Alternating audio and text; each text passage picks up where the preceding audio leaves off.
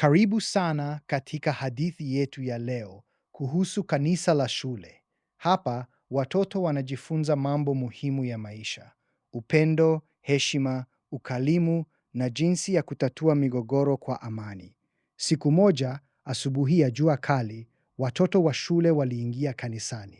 Wamevaa sare zao nyeupe na bluu, nyuso zao ziking'aa kwa furaha. Mchungaji mwenye tabasamu alisimama mbele na kuwaambia, leo tutajifunza kuhusu upendo na heshima.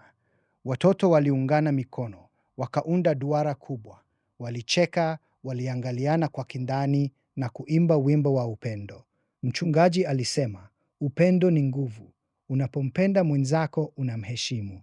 Heshima inaanza na maneno mazuri, tabasamu na kusikiliza. Katika duara hilo, kila mtoto alihisi kuwa anathaminiwa.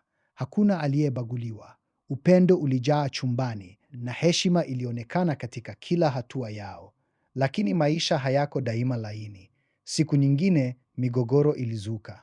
Watoto wawili, Juma na Amina, waligombana. Juma alidai Amina alichukua kalamu yake. Amina alikataa.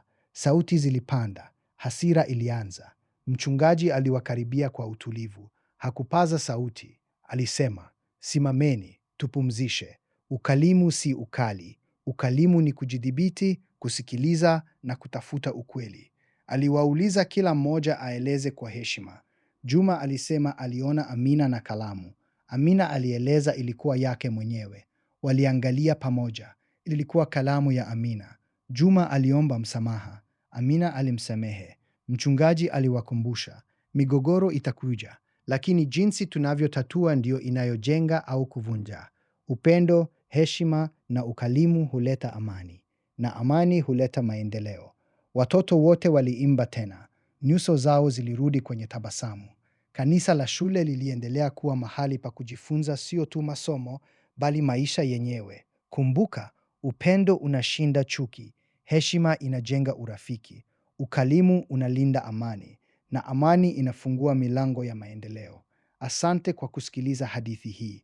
Endelea kuishi kwa upendo, heshima, ukarimu na amani. Mungu awabariki.